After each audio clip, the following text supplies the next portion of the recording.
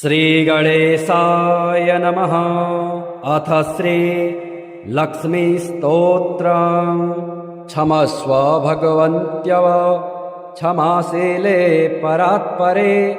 शुद्धसत्त्वस्वरूपे च कोपादि परिवर्जिते उपमे सर्वसाध्वीनां देवीनां देवपूजिते त्वया विना जगत् सर्वं मृततुल्यं च निष्फलम्। सर्वसम्पत्स्वरूपा त्वं सर्वेषां सर्वरूपिणी रासेश्वर्यधिदेवी त्वं त्वत्कलः सर्वयोषितः। कैलासे पार्वती त्वं च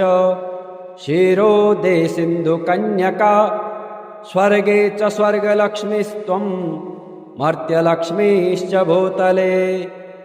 वैकुण्ठे च महालक्ष्मीर्देवदेवी सरस्वती गङ्गा च तुलसी त्वं च सावित्री ब्रह्मलोकतः। कृष्णप्राणाधिदेवी त्वं गोलोके राधिका स्वयं रासे रासेश्वरी त्वं च वृन्दावन वने वने। कृष्णा प्रिया त्वं भाण्डीरे चन्द्रां चन्दनकानने विरजा चम्पकवने शतशृङ्गे च सुन्दरे। पद्मावती पद्मवने मालते मालते वने कुन्ददन्ते कुन्दवने सुशीला केतकी वने। कदम्बमाला त्वं देवी कदम्बकाननेऽपि च राजलक्ष्मी राजगेहे गृहलक्ष्मी गृहे गृहे। इत्युक्त्वा देवतः सर्वा मुनयो मनवस्तथा रुरुदुर्नर्मवदनः शुष्ककण्ठोष्ठतालुकः। इति लक्ष्मीस्तवं पुण्यं सर्वदेवैः कृतं शुभं यः पठेत् प्रातरुत्थाय स वै सर्वे लभेत् ध्रुवम्। अभार्यो लभते भार्यां विनीतां सुसुतां सतीं सुशीलां सुन्दरीं रम्यां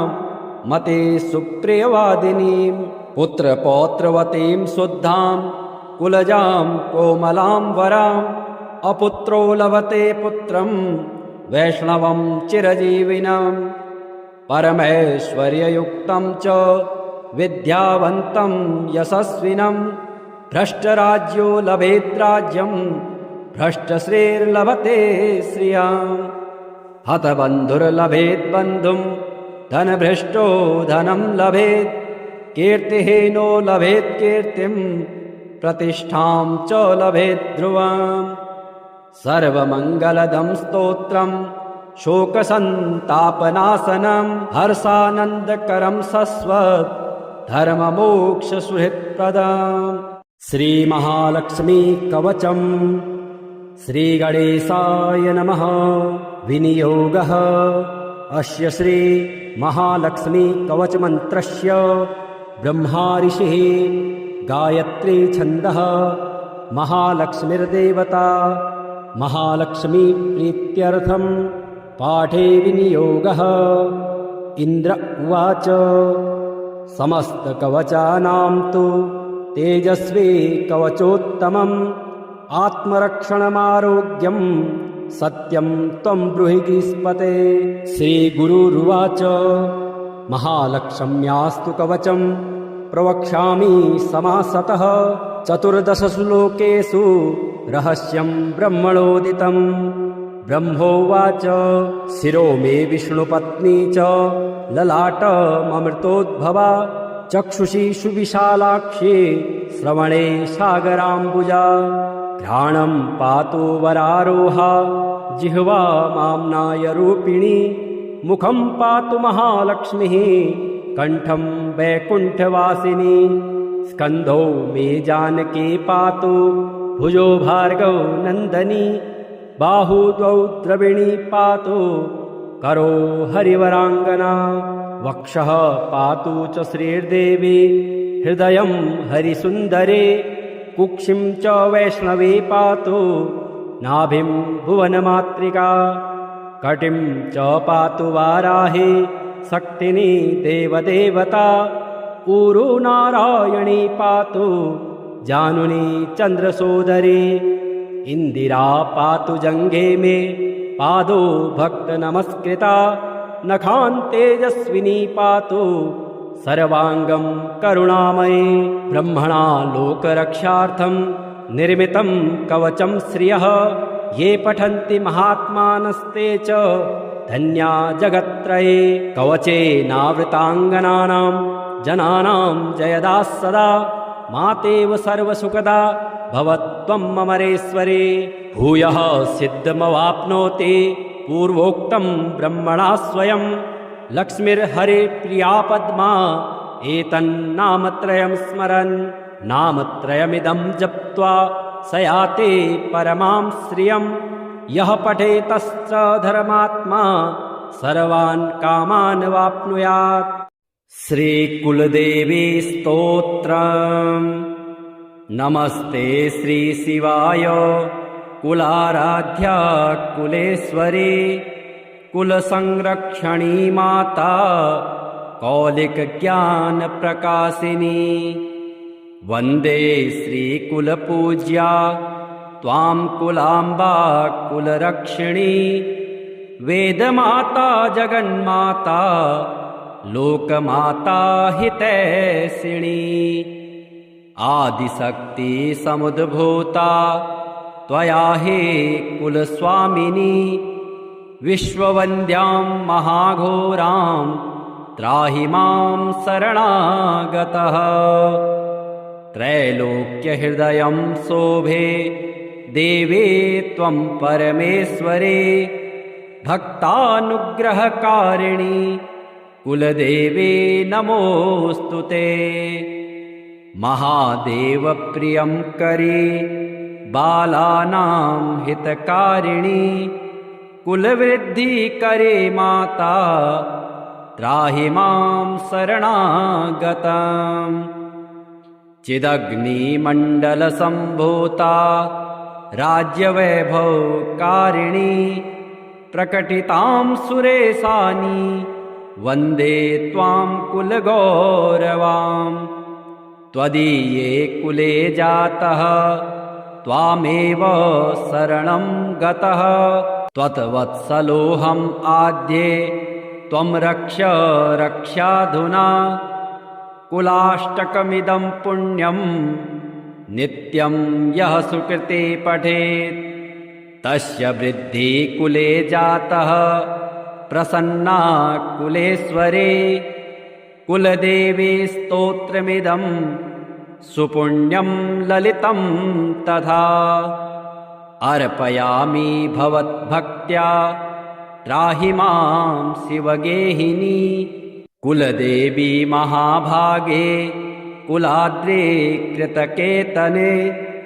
प्रसन्ना भव मह्यं त्वं कुलदेवी नमोऽस्तु ते सुरासुरार्चिते देवी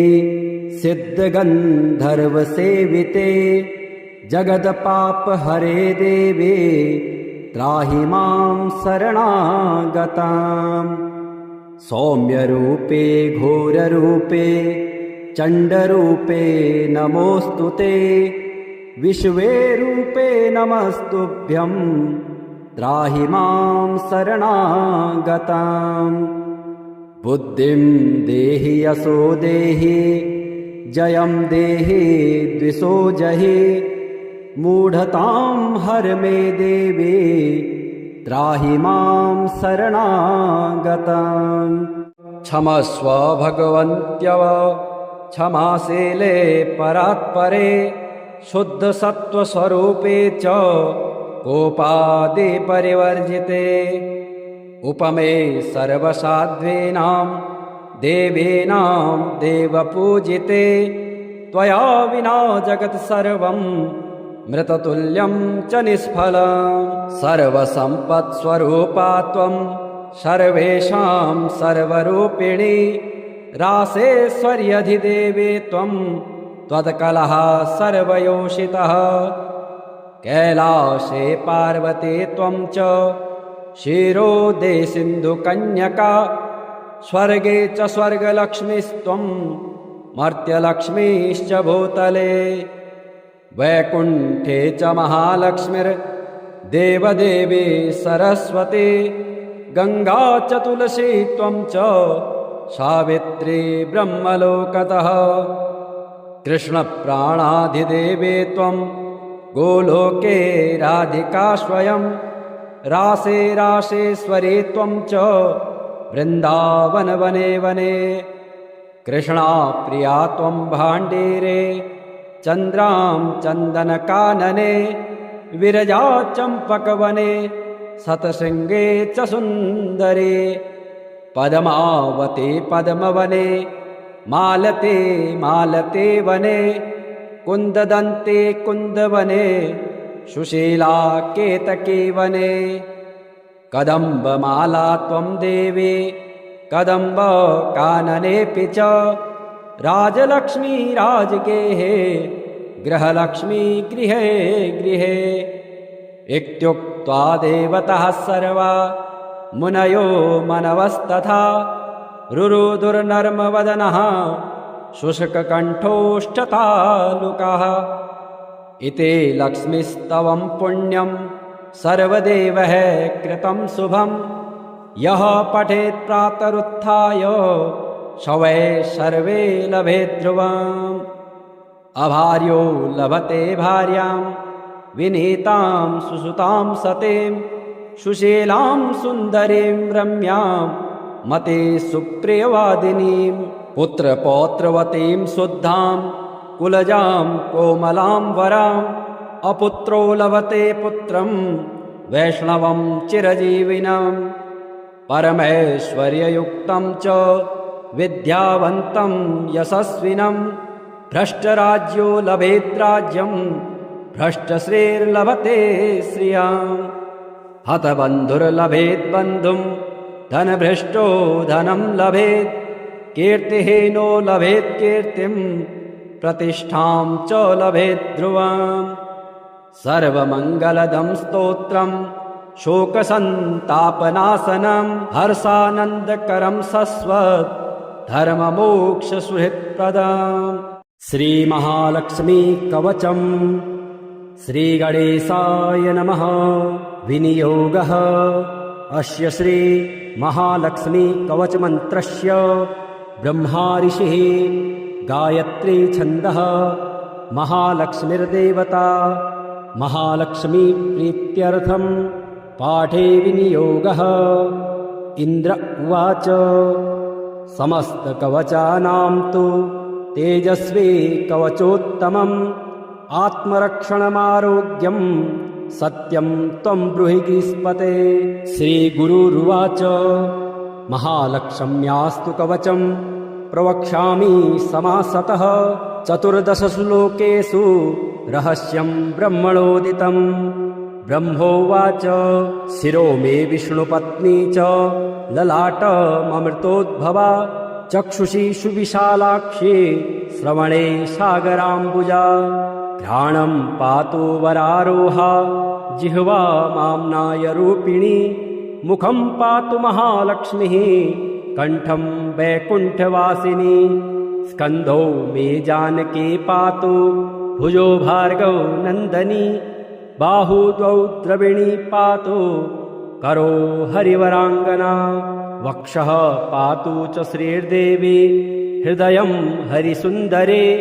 कुक्षिं च वैष्णवी पातु नाभिं भुवनमातृका कटिं च पातु वाराही शक्तिनी देवदेवता ऊरू नारायणी पातु जानुनी चन्द्रसोदरी इंदिरा पातु जंघे मे पादो भक्त नमस्कृता नखान् तेजस्विनी पातु सर्वांगं करुणामयी ब्रह्मणा लोकरक्षार्थं निर्मितं कवचं श्रियः ये पठन्ति महात्मानस्ते च धन्या जगत्त्रये कवचेनावृताङ्गनानां जनानां जयदा सदा मातेव सर्वसुखदा भवत्वम् अमरेश्वरे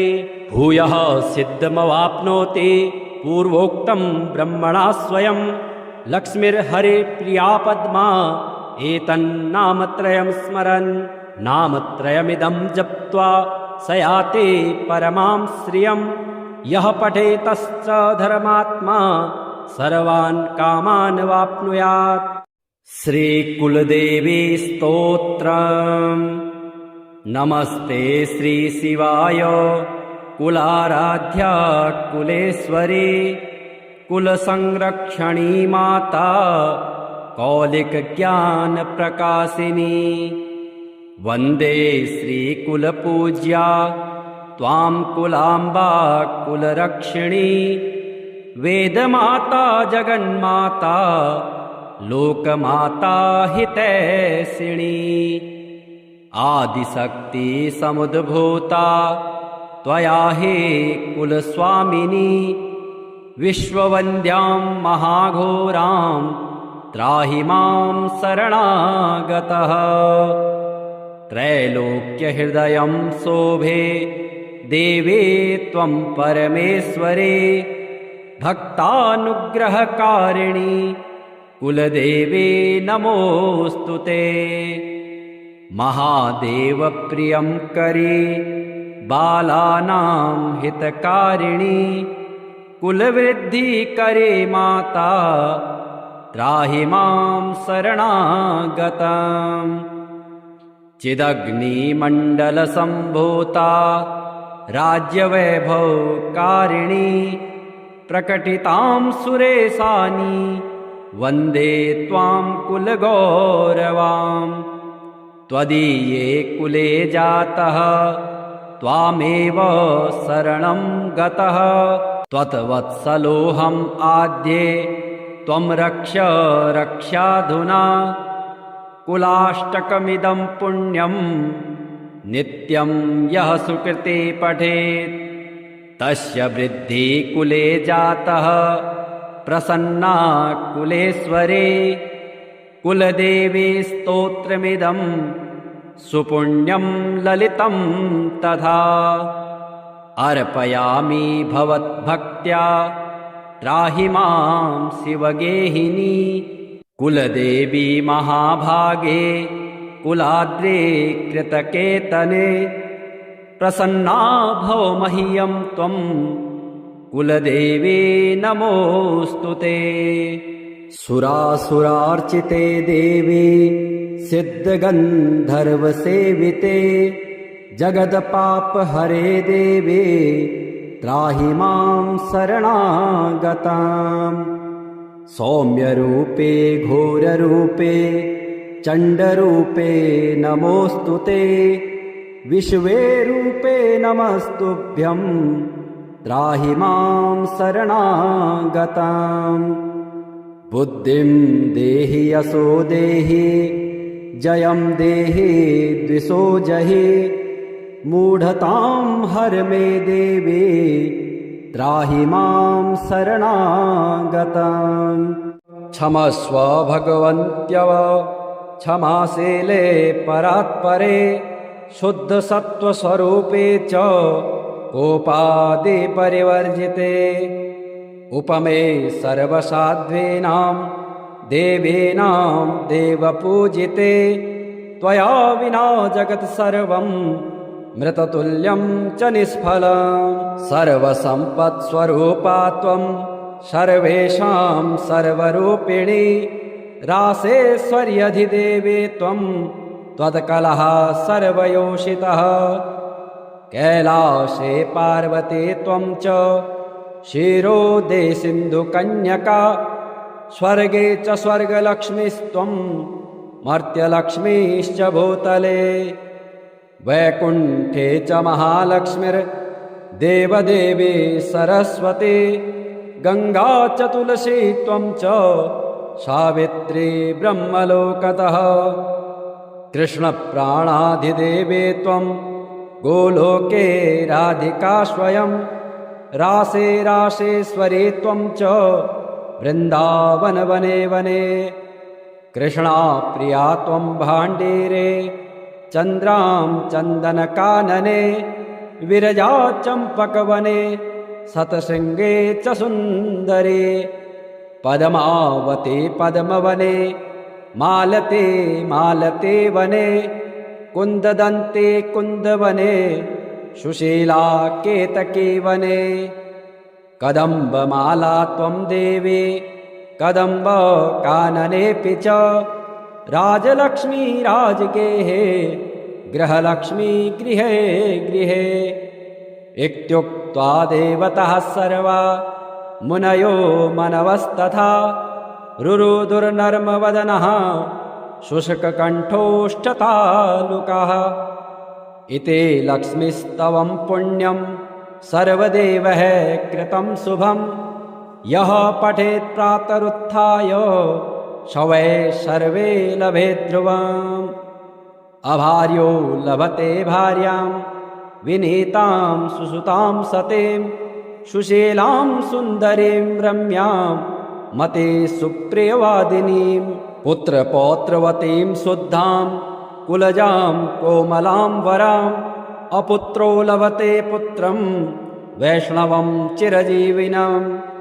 परमैश्वर्ययुक्तं च विद्यावन्तं यशस्विनं भ्रष्टराज्यो लभेत् राज्यं भ्रष्टश्रीर्लभते श्रियम् हतबन्धुर्लभेत् बन्धुं धनभ्रष्टो धनं लभेत् कीर्तिहीनो लभेत् कीर्तिं प्रतिष्ठां च लभेत् ध्रुवम् सर्वमङ्गलदं स्तोत्रं शोकसन्तापनाशनं हर्षानन्दकरं शश्वत् धर्ममोक्षसुहृत्प्रदम् श्रीमहालक्ष्मी कवचम् श्रीगणेशाय नमः विनियोगः अस्य श्री महालक्ष्मी कवचमन्त्रस्य ब्रह्मा ऋषिः गायत्री छन्दः महालक्ष्मीर्देवता महालक्ष्मी प्रीत्यर्थं पाठे विनियोगः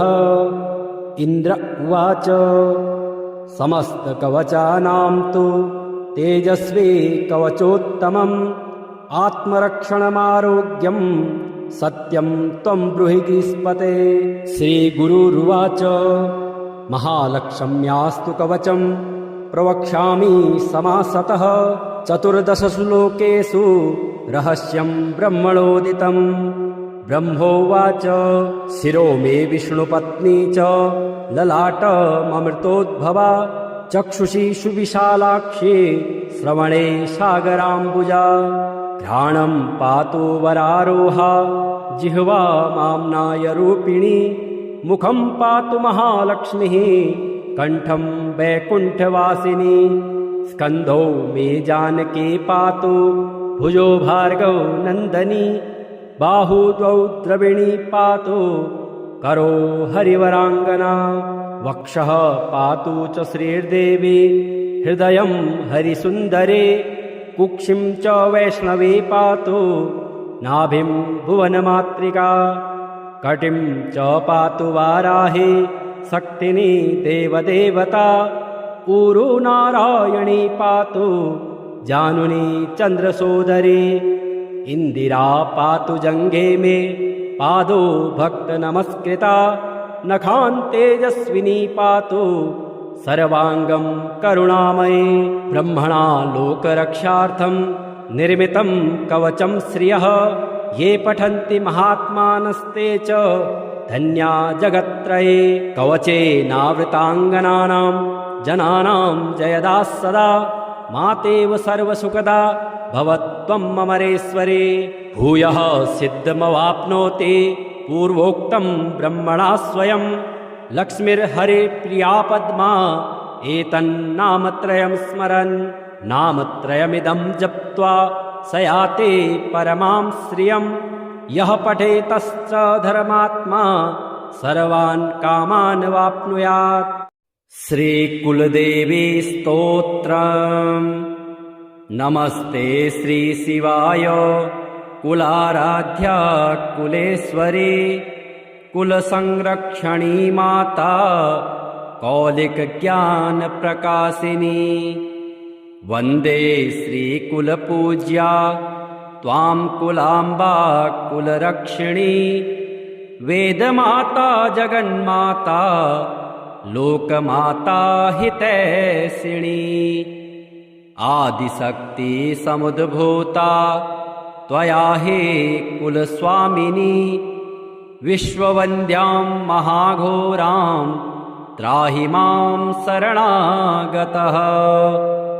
त्रैलोक्यहृदयं शोभे देवे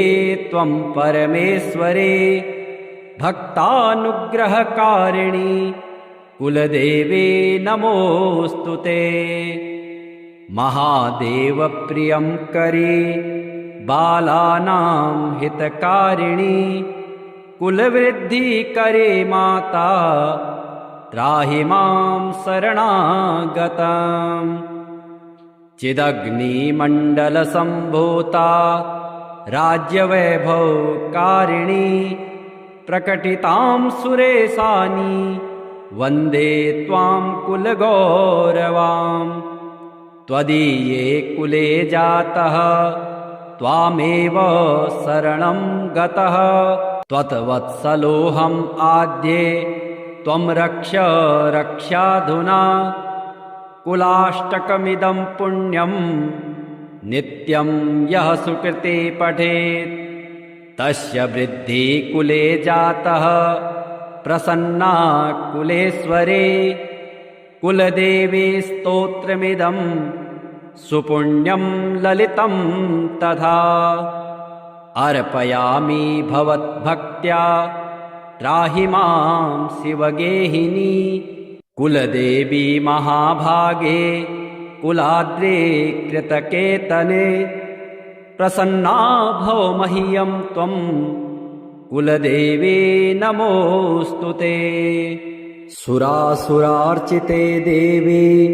सिद्धगन्धर्वसेविते जगदपापहरे देवे त्राहि मां शरणागताम् सौम्यरूपे घोररूपे चण्डरूपे नमोऽस्तु ते विश्वे रूपे नमस्तुभ्यं त्राहि मां शरणागताम् बुद्धिं देहि यशो देहि जयं देहि द्विषो जहि मूढतां हर मे देवी त्राहि मां शरणागताम् क्षमस्व भगवन्त्यव क्षमाशीले परात्परे शुद्धसत्त्वस्वरूपे च कोपादि परिवर्जिते उपमे सर्वसाध्वीनां देवीनां देवपूजिते त्वया विना जगत् सर्वं मृततुल्यं च निष्फलम् सर्वसम्पत्स्वरूपा त्वं सर्वेषां सर्वरूपिणी रासेश्वर्यधिदेवे त्वं त्वत्कलः सर्वयोषितः कैलासे पार्वती त्वं च क्षीरोदे सिन्धुकन्यका स्वर्गे च स्वर्गलक्ष्मीस्त्वं मर्त्यलक्ष्मीश्च भूतले वैकुण्ठे च महालक्ष्मीर्देवदेवी सरस्वती गङ्गा च तुलसी त्वं च सावित्री ब्रह्मलोकतः कृष्णप्राणाधिदेवे त्वं गोलोके राधिका स्वयं रासे रासेश्वरी त्वं च वृन्दावनवने वने कृष्णाप्रिया त्वं भाण्डीरे चन्द्रां चन्दनकानने विरजा चम्पकवने शतशृङ्गे च सुन्दरे पद्मावते पद्मवने मालते मालते वने कुन्ददन्ते कुन्दवने सुशीला केतकी वने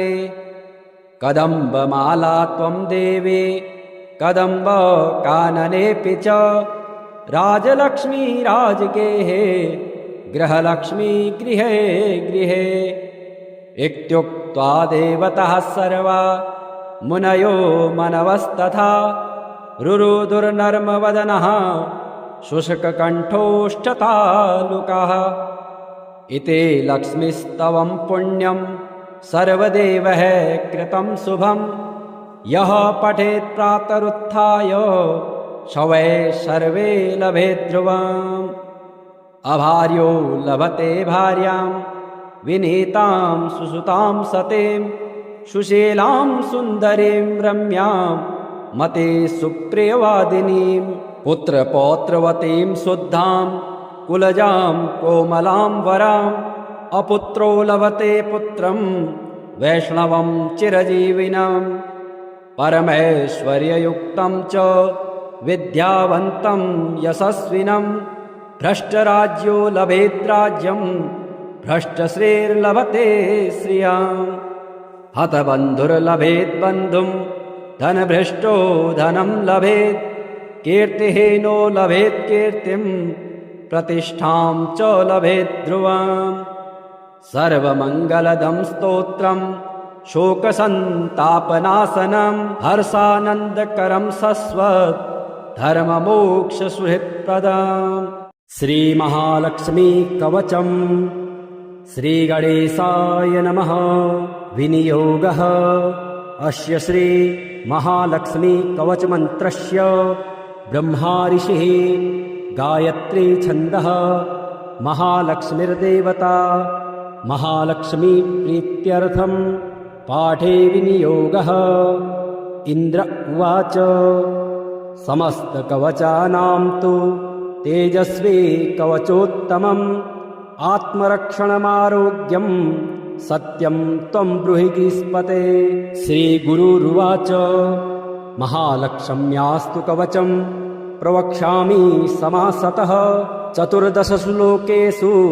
रहस्यं ब्रह्मणोदितम् ब्रह्मोवाच शिरो मे विष्णुपत्नी च ललाटममृतोद्भवा चक्षुषी सुविशालाक्षी श्रवणे सागराम्बुजा घ्राणं पातु वरारोहा जिह्वा माम्नाय रूपिणी मुखं पातु महालक्ष्मीः कंठं वैकुण्ठवासिनी स्कन्धौ मे जानकी पातु भुजो भार्गव नंदनी बाहु द्वौ द्रविणी पातु करो हरिवरांगना वक्षः पातु च श्रीर्देवी हृदयं हरिसुन्दरे कुक्षिं च वैष्णवी पातु नाभिं भुवनमातृका कटिं च पातु वाराही शक्तिनी देवदेवता ऊरु नारायणी पातु जानुनी चन्द्रसोदरी इंदिरा पातु जंघे मे पादो भक्त नमस्कृता नखान् तेजस्विनी पातु सर्वांगं करुणामयी ब्रह्मणा लोकरक्षार्थं निर्मितं कवचं श्रियः ये पठन्ति महात्मानस्ते च धन्या जगत्त्रये कवचेनावृताङ्गनानां जनानां जयदा सदा मातेव सर्वसुखदा भवत्वं ममरेश्वरे भूयः सिद्धमवाप्नोति पूर्वोक्तं ब्रह्मणा स्वयं लक्ष्मीर्हरे प्रिया पद्मा एतन्नामत्रयं स्मरन् नामत्रयमिदं जप्त्वा स याति परमां श्रियं यः पठेतश्च धर्मात्मा सर्वान् कामान् वाप्नुयात् श्रीकुलदेवी स्तोत्रम् नमस्ते श्रीशिवाय कुलाराध्या कुलेश्वरी कुलसंरक्षणी माता कौलिकज्ञानप्रकाशिनी वन्दे श्रीकुलपूज्या त्वां कुलाम्बा कुलरक्षिणी वेदमाता जगन्माता लोकमाता हितैषिणी आदिशक्ति समुद्भूता त्वया हि कुलस्वामिनी विश्ववन्द्यां महाघोरां त्राहि मां शरणागतः त्रैलोक्यहृदयं शोभे देवे त्वं परमेश्वरे भक्तानुग्रहकारिणी कुलदेवे नमोऽस्तु ते महादेवप्रियं करे बालानां हितकारिणी कुलवृद्धि करे माता त्राहि मां शरणागतम् चिदग्निमण्डलसम्भूता राज्यवैभवकारिणी प्रकटितां सुरेशानि वन्दे त्वां कुलगौरवाम् त्वदीये कुले जातः त्वामेव शरणं गतः त्वत्वत्सलोऽहम् आद्ये त्वं रक्ष रक्षाधुना कुलाष्टकमिदं पुण्यं नित्यं यः सुकृते पठेत् तस्य वृद्धि कुले जातः प्रसन्ना कुलेश्वरे कुलदेवी स्तोत्रमिदं सुपुण्यं ललितं तथा अर्पयामि भवद्भक्त्या त्राहि मां शिवगेहिनी कुलदेवी महाभागे कुलाद्रे कृतकेतने प्रसन्ना भव मह्यं त्वं कुलदेवी नमोऽस्तु ते। सुरासुरार्चिते देवी सिद्धगन्धर्वसेविते जगदपापहरे देवी त्राहि मां शरणागताम् सौम्यरूपे घोररूपे चण्डरूपे नमोऽस्तु ते विश्वे रूपे नमस्तुभ्यं त्राहि मां शरणागताम् बुद्धिं देहि यशो देहि जयं देहि द्विषो जहि मूढतां हर मे देवी त्राहि मां शरणागताम् क्षमस्व भगवन्त्यव क्षमाशीले परात्परे शुद्धसत्त्वस्वरूपे च कोपादि परिवर्जिते उपमे सर्वसाध्वीनां देवीनां देवपूजिते त्वया विना जगत् सर्वं मृततुल्यं च निष्फलम् सर्वसम्पत्स्वरूपा त्वं सर्वेषां सर्वरूपिणी रासेश्वर्यधिदेवी त्वं त्वत्कलः सर्वयोषितः कैलासे पार्वती त्वं च क्षीरोदे सिन्धुकन्यका स्वर्गे च स्वर्गलक्ष्मीस्त्वं मर्त्यलक्ष्मीश्च भूतले वैकुण्ठे च महालक्ष्मीर्देवदेवी सरस्वती गङ्गा च तुलसी त्वं च सावित्री ब्रह्मलोकतः कृष्णप्राणाधिदेवी त्वं गोलोके राधिका स्वयं रासे रासेश्वरी त्वं च वृन्दावन वने वने कृष्णा प्रिया त्वं भाण्डीरे चन्द्रां चन्दनकानने विरजा चम्पकवने शतशृङ्गे च सुन्दरे पद्मावते पद्मवने मालते मालते वने कुन्ददन्ते कुन्दवने सुशीला केतकी वने कदम्बमाला त्वं देवी कदम्बकाननेऽपि च राजलक्ष्मी राजगेहे गृहलक्ष्मी गृहे गृहे इत्युक्त्वा देवतः सर्वा मुनयो मनवस्तथा रुरुदुर्नर्मवदनः शुष्ककण्ठोष्ठतालुकः इति लक्ष्मीस्तवं पुण्यं सर्वदेवैः कृतं शुभं यः पठेत् प्रातरुत्थाय शवै सर्वे लभेत् ध्रुवम् अभार्यो लभते भार्यां विनीतां सुसुतां सतीं सुशीलां सुन्दरीं रम्यां मते सुप्रियवादिनीं पुत्रपौत्रवतीं शुद्धां कुलजां कोमलां वराम् अपुत्रो लभते पुत्रं वैष्णवं चिरजीविनं परमैश्वर्ययुक्तं च विद्यावन्तं यशस्विनं भ्रष्टराज्यो लभेद्राज्यं भ्रष्टश्रीर्लभते श्रियम् हतबन्धुर्लभेद्बन्धुं धनभ्रष्टो धनं लभेत् कीर्तिहीनो लभेत् कीर्तिं प्रतिष्ठां च लभेत् ध्रुवम् सर्वमङ्गलदं स्तोत्रं शोकसन्तापनाशनं हर्षानन्दकरं शश्वत् धर्ममोक्षसुहृत्प्रदम् श्रीमहालक्ष्मी कवचम् श्रीगणेशाय नमः। विनियोगः अस्य श्री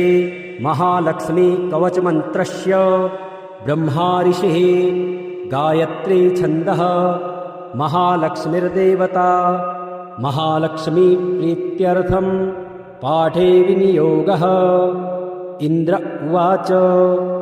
समस्तकवचानां तु तेजस्वी कवचोत्तमम् आत्मरक्षणमारोग्यं सत्यं त्वं ब्रूहि गीस्पते। श्रीगुरुरुवाच महालक्ष्म्यास्तु कवचं प्रवक्ष्यामि समासतः 14 श्लोकेषु रहस्यं ब्रह्मणोदितम्। ब्रह्मोवाच शिरो मे विष्णुपत्नी च ललाटममृतोद्भवा चक्षुषी सुविशालाक्षी श्रवणे सागराम्बुजा घ्राणं पातु वरारोहा जिह्वा माम्नाय रूपिणी मुखं पातु महालक्ष्मीः कण्ठं वैकुण्ठवासिनी स्कन्धौ मे जानकी पातु भुजो भार्गव नन्दनी बाहू द्वौ द्रविणी पातु करो हरिवराङ्गना वक्षः पातु च श्रीर्देवी हृदयं हरिसुन्दरे कुक्षिं च वैष्णवी पातु नाभिं भुवनमातृका कटिं च पातु वाराही शक्तिनी देवदेवता ऊरू नारायणी पातु जानुनी चन्द्रसोदरी इंदिरा पातु जंघे में पादो भक्त नमस्कृता नखान् तेजस्विनी पातु सर्वांगं करुणामयी ब्रह्मणा लोकरक्षार्थं निर्मितं कवचं श्रियः ये पठन्ति महात्मानस्ते च धन्या जगत्त्रये कवचेनावृताङ्गनानां जनानां जयदा सदा मातेव सर्वसुखदा भवत्वं ममरेश्वरे भूयः सिद्धमवाप्नोति पूर्वोक्तं ब्रह्मणा स्वयं लक्ष्मीर्हरे प्रिया पद्मा एतन्नामत्रयं स्मरन् नामत्रयमिदं जप्त्वा स याति परमां श्रियं यः पठेतश्च धर्मात्मा सर्वान् कामान् वाप्नुयात्। श्रीकुलदेवी स्तोत्रम्। नमस्ते श्रीशिवाय कुलाराध्या कुलेश्वरी कुलसंरक्षणी माता कौलिकज्ञानप्रकाशिनी वन्दे श्रीकुलपूज्या त्वां कुलाम्बा कुलरक्षिणी वेदमाता जगन्माता लोकमाता हितैषिणी आदिशक्ति समुद्भूता त्वया हि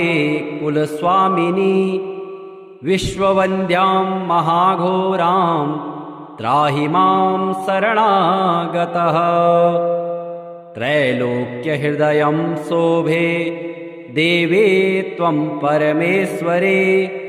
भक्तानुग्रहकारिणी कुलदेवे नमोऽस्तुते महादेव प्रियं करे बालानां हितकारिणी कुलवृद्धि करे माता त्राहि मां शरणागतम् चिदग्निमण्डलसम्भूता राज्यवैभवकारिणी प्रकटितां सुरेशानी वन्दे त्वां कुलगौरवाम् त्वदीये कुले जातः त्वामेव शरणं गतः त्वत्वत्सलोऽहम् आद्ये त्वं रक्ष रक्षाधुना कुलाष्टकमिदं पुण्यं नित्यं यः सुकृते पठेत् तस्य वृद्धि कुले जातः प्रसन्ना कुलेश्वरे कुलदेवी स्तोत्रमिदं सुपुण्यं ललितं तथा अर्पयामि भवद्भक्त्या त्राहि मां शिवगेहिनी कुलदेवी महाभागे कुलाद्रे कृतकेतने प्रसन्ना भव मह्यं त्वं कुलदेवी नमोऽस्तु ते। सुरासुरार्चिते देवी सिद्धगन्धर्वसेविते जगदपापहरे देवे त्राहि मां शरणागताम् सौम्यरूपे घोररूपे चण्डरूपे नमोऽस्तु ते विश्वे रूपे नमस्तुभ्यं त्राहि मां शरणागताम् बुद्धिं देहि यशो देहि जयं देहि द्विषो जहि मूढतां हर मे देवी त्राहि मां शरणागताम्।